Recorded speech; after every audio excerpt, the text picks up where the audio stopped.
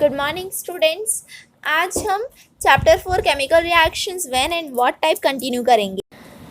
आज हम पढ़ेंगे properties of a chemical reaction, रासायनिक अभिक्रिया के लक्षण। प्रॉपर्टीज क्या होता है बच्चों, जिससे हम किसी चीज़ को पहचान जाते हैं। ठीक है, तो हम केमिकल रिएक्शन के प्रॉपर्टीज पढ़ेंगे। इसे एक एक्टिविटी के द्वारा समझाया गया है, तो स्टार्ट करते हैं। अभी हम केमिकल रिएक्शन के प्रॉपर्टीज़ के बारे में जानेंगे। तो इस एक्टिविटी में क्या दिया गया है कि हमें मटेरियल्स रिक्वायर्ड, किन किन चीज़ों की ज़रूरत पड़ेगी। टेस्ट ट्यूब, परख नली, calcium carbonate, dilute hydrochloric acid. बच्चों सबसे पहले हमें कैल्शियम कार्बोनेट लेना है एक टेस्ट ट्यूब में, परख नली में, और उसके बाद उसमें हमें डाइल्यूट HCl डालना है, हाइड्रोक्लोरिक एसिड। ओके, उसके बाद उसमें कौन सा चेंज होगा अगर हम उसमें एसिड डालेंगे, तो आप बताइए कौन सा चेंज होगा, गैस करिए। और इसमें कौन सा गैस लिबरेट होगा, इसमें मतलब कि फलस्वरूप निकलने वाली गैस कौन सी होगी, और अमल डालने पर क्या परिवर्तन होगा, एसिड डालने पर क्या चेंज होगा। यहाँ पर हम जानेंगे कि कैल्शियम कार्बोनेट एक इनसॉल्युबल सॉलिड है जो डिज़ोल्व नहीं हो सकता। ठीक है, सॉल्युबल नहीं है वो, जो HCl के साथ, हाइड्रोक्लोरिक एसिड के साथ रिएक्ट करता है कार्बन डाइऑक्साइड गैस छोड़ने के लिए और कैल्शियम क्लोराइड लिबरेट करने के लिए। फिर कैल्शियम क्लोराइड बनता है जो कि सॉल्युबल होता है वाटर में, जो कि पानी में घुल सकता है। अच्छा, एक बार और रिवाइज करते हैं इस लाइन को, लेकिन उससे पहले आप बताइए क्या आपको इसका आंसर मिला। Which changes take place on adding acid, acid डालने पर कौन सा चेंज हुआ। तो इसका आंसर यही है कि इस रिएक्शन के बाद हमें क्या मिला, हमें कैल्शियम क्लोराइड मिला। और कौन सी गैस लिबरेट हुई, कार्बन डाइऑक्साइड गैस लिबरेट हुई। ठीक है, तो यहाँ हम देखते हैं कि कैल्शियम कार्बोनेट, अभिकारक कैल्शियम कार्बोनेट एक इनसॉल्युबल सब्सटेंस है, सॉलिड है, जो सॉल्युबल नहीं है, जो रिएक्ट करता है हाइड्रोक्लोरिक एसिड के साथ, जिससे कार्बन डाइऑक्साइड गैस बनता है, और इस प्रोसेस में कैल्शियम क्लोराइड भी बनता है जो कि पानी में सॉल्युबल होता है, घुल सकता है। यहाँ पर देखिए नीचे एक रिएक्शन दिया गया है बच्चों, CaCO3 यानी कि calcium carbonate plus HCl hydrochloric acid, इनको मिलाने से क्या बनेगा, CaCl2 कैल्शियम क्लोराइड बनेगा, CO2 कार्बन डाइऑक्साइड बनेगा, और H2O यानी कि पानी भी हमें मिलेगा। ये केमिकल इक्वेशन के द्वारा दर्शाया गया है।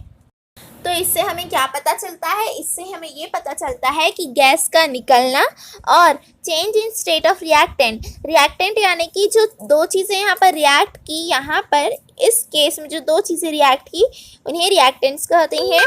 स्टार्टिंग में जो इक्वेशन के स्टार्टिंग में जो दो चीज़ें हैं, दो सब्सटेंस है, वो रिएक्टेंट्स है जो मिलकर नया प्रोडक्ट बनाते हैं। तो गैस निकलना और change in state of reactant यानी कि उनका स्टेट चेंज होना, स्टेट यानी कि सॉलिड लिक्विड गैस चेंज होना, ये एक रिएक्शन की एक प्रॉपर्टीज़ है। हमने देखा कि एक रिएक्शन था जब दो कंपाउंड रिएक्ट किए, कंबाइन किए, मतलब एक साथ मिले, है ना। एक रिएक्शन था जिसमें दो कंपाउंड एक साथ मिले। क्या आप कुछ ऐसे कुछ अदर एग्जांपल्स दे सकते हैं। रस्टिंग यानी कि जंग लगना, लोहे में जंग लगना, फूड स्पॉइलिंग खाने का खराब होना, ये कुछ एग्जाम्पल्स है रिएक्शन के। ओके बच्चों, अब है एक्टिविटी 4 जिसमें हमें शुगर, शक्कर, हीटिंग अपरेटस गर्म करने का साधन, टेस्ट ट्यूब होल्डर, परख नली जिसमें हम रख पाएंगे वो, और बॉइलिंग टेस्ट ट्यूब जिसमें हम बॉईल करेंगे, ऐसी परख नली हमें चाहिए। अब हमें एक बॉइलिंग टेस्ट ट्यूब लेना है, उसमें थोड़ा सा शक्कर डालना है, शुगर डालना है, उसके बाद उसे गर्म करना है। आप लोग फिगर में देखते जाइए। बच्चों मेरे पास बुक नहीं है इसलिए मैं आपको बुक से नहीं समझा पा रही हूँ, आप यहाँ पर फिगर में ही देखिए क्या क्या चेंजेस होंगी, उन्हें ऑब्ज़र्व कीजिए। मतलब कि हम अभी नोट करेंगे, हम अभी ऑब्ज़र्व तो कर नहीं सकते, तो हमें नोट करें कि क्या क्या चेंजेस होगी अगर हम इन्हें गर्म करेंगे। तो गर्म करने पर सबसे पहले जो शक्कर है वो मेल्ट होगा, यानी कि वो पिघल जाएगा। उसके बाद हम इन्हें और गर्म करेंगे उसे, तो वो ब्लैक कलर का हो जाएगा। और हम कुछ वाटर ड्रॉपलेट्स यानी कि पानी के कुछ बूंदे देख सकते हैं अंदर वॉल में। टेस्ट ट्यूब के अंदर की दीवार पर, टेस्ट ट्यूब पर यानी कि हम कुछ पानी की बूंदे भी देख पाएंगे। बच्चों, इसे हम चारिंग ऑफ शुगर कहते हैं। अगर हिंदी में जाने तो शक्कर का अंगारण कहते हैं। तो बच्चों, क्या यहाँ क्रिया के बाद बने नए पदार्थ क्रिया के पहले लिए पदार्थ के समान है? क्या यहाँ जो कंपाउंड हमने एक्सपेरिमेंट के लिए पहले लिया था, वो नया प्रोड्यूस हुआ तो वो भी सेम है? यहाँ पर हम देखेंगे, यहाँ पर हम जानेंगे कि जो प्रोडक्शन हुआ नए कंपाउंड का, जो नया कंपाउंड जो बना है वो गर्मी के कारण बना, हीटिंग के कारण बना, ऊष्मा के कारण बना, गर्म करने के कारण बना। इसलिए हम ये कह सकते हैं कि जो केमिकल रिएक्शन जो होता है वो तब होता है जब कोई चीज़ जलाई जाती है। यहाँ पर लिखा है we can say that chemical reaction happens when something is burn. Chemical reaction होता है जब कोई चीज़ जलाई जाती है। ऐसे रिएक्शन क्या करते हैं? हीट एब्जॉर्ब करते हैं, ऊष्मा को एब्जॉर्ब करते हैं, गर्मी को एब्जॉर्ब करते हैं। या फिर अगर हम हिंदी में कहें तो फिर इन क्रियाओं में ऊष्मा का अवशोषण होता है। तो यहाँ हीट एब्जॉर्ब करते हैं और इस टाइप के रिएक्शंस को हम एंडोथर्मिक रिएक्शंस कहते हैं, क्योंकि यहाँ हीट जो है वो एब्जॉर्ब किया जा रहा है, अपने अंदर ले रहा है ना, इसलिए एंडोथर्मिक रिएक्शंस कहते हैं। बच्चों, एक्टिविटी 1 में आपने देखा कि जब हम क्विक लाइम में पानी डाले थे तो फिर गर्मी प्रोड्यूस हुई थी, ऊष्मा हीट प्रोड्यूस हुई थी। इसीलिए कुछ रिएक्शंस में हीट इवॉल्व होता है, मतलब कि हीट का उत्सर्जन होता है, हीट प्रोड्यूस होती है, गर्मी बनती है, गर्मी निकलती है। तो ऐसे टाइप के रिएक्शन को हम क्या कहते हैं? एक्सोथर्मिक रिएक्शन कहते हैं। यहाँ गर्मी क्या है? निकल रही है, प्रोड्यूस हो रही है। और पिछले केस में क्या हुआ था? एंडोथर्मिक में गर्मी जो थी उन्हें एब्जॉर्ब किया गया था, गर्मी को अपने अंदर लिया गया था, और यहाँ गर्मी को अपने अंदर से बाहर छोड़ा जा रहा है। तो इस टाइप के रिएक्शन को एक्सोथर्मिक रिएक्शन कहते हैं। और जिसमें गर्मी को एब्जॉर्ब किया जाता है, अपने अंदर लिया जाता है, उन्हें एंडोथर्मिक, जहाँ गर्मी को अपने से बाहर छोड़ा जाता है, उन्हें एक्सोथर्मिक रिएक्शंस कहते हैं। आइए बच्चों, नेक्स्ट एक्टिविटी देखते हैं जिसमें हमें किन किन चीज़ों की भी ज़रूरत पड़ेगी।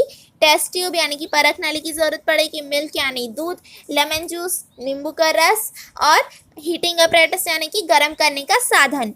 तो हमें क्या करना है? सबसे पहले टेस्ट ट्यूब को हाफ मिल्क से भर लेना है, परख नली को दूध से आधा भर लेना है। अब इसमें गर्म करके नींबू के रस की कुछ बूंदें डालनी है। इसे गर्म करना है और इसमें कुछ नींबू की रस डालनी है थोड़े से। उसके बाद इसमें क्या चेंज हो रहा है, क्या परिवर्तन हो रहा है, केमिकल चेंजेस के कारण हमें वो ऑब्जर्व करना है परिवर्तन। यहाँ पर आपको एक वाइट रेसिड्यू मिलेगा, फलस्वरूप यहाँ पर आपको एक वाइट रेसिड्यू मिलेगा। रेसिड्यू यानी कि बचा हुआ, ठीक है, वाइट कुछ बचा हुआ सब्सटेंस मिलेगा। तो फॉर्मेशन ऑफ ए रेसिड्यू यानी कि अगर लास्ट में किसी भी रिएक्शन के बाद कोई चीज़ बच रही है, कोई सब्सटेंस बच रहा है या फिर कोई भी प्रोडक्ट बच रहा है, तो फिर रेसिड्यू बच रहा है, तो फिर फॉर्मेशन ऑफ ए रेसिड्यू, ये भी एक केमिकल रिएक्शन की भी एक प्रॉपर्टी है। अगर लास्ट में कोई रेसिड्यू बच रहा है तो ये भी केमिकल रिएक्शन की एक प्रॉपर्टी है, ठीक है बच्चों। आइए नेक्स्ट एक्टिविटी देखते हैं जिसमें हमें फिर से टेस्ट ट्यूब की ज़रूरत पड़ेगी, परख नली, कॉपर टर्निंग्स की ज़रूरत पड़ेगी, तांबे की छीलन की ज़रूरत पड़ेगी, और कंसनट्रेटेड निट्रिक एसिड की ज़रूरत पड़ेगी। अब हमें इसमें करना क्या है? 1 ग्राम कॉपर टर्निंग्स लेना है टेस्ट ट्यूब में, और 2-3 ड्रॉप्स डालने हैं कंसनट्रेटेड निट्रिक एसिड के उसमें। तो सबसे पहले हमने क्या किया? कॉपर टर्निंग्स लिया यानी कि तांबे की छीलन, तांबे के ऊपर का छिलका, उसे हमने टेस्ट ट्यूब में डाला, और उसके बाद हमने उसमें 2-3 ड्रॉप डाला कंसनट्रेटेड निट्रिक एसिड के। उसके बाद आप देखेंगे कि एक ब्राउन कलर का गैस लिबरेट होगा, गैस निकलेगा ब्राउन कलर का। जब केमिकल रिएक्शन होते रहेगा तब आप देखेंगे कि रासायनिक अभिक्रिया के फलस्वरूप भूरे रंग की गैस बनती है। तो बच्चों, किसी भी रिएक्टेंट के कलर में चेंज होना भी एक प्रॉपर्टी है केमिकल रिएक्शन की। किसी भी अभिक्रिया के फलस्वरूप क्रिया कारक के रंग में परिवर्तन भी रासायनिक अभिक्रिया का एक लक्षण है। जो रिएक्टेंट्स होते हैं अगर उनका कलर चेंज होता है तो एक भी प्रॉपर्टी है कि केमिकल रिएक्शन की, कि वहाँ भी एक केमिकल रिएक्शन हो रहा है।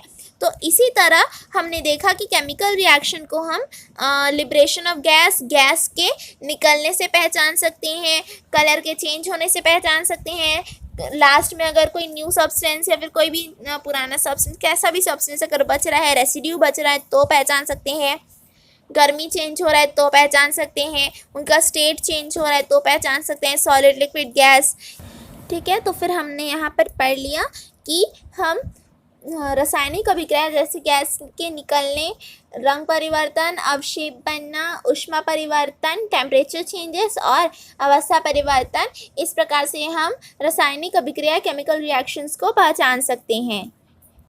बच्चों, कुछ रिएक्शंस में एक प्रॉपर्टी से ज़्यादा प्रॉपर्टी भी हो सकती है। आप लोग अभी यहाँ तक पढ़िए, फिर हम आगे पढ़ेंगे नेक्स्ट वीडियो में, और साथ ही नोट्स भी बनाइए।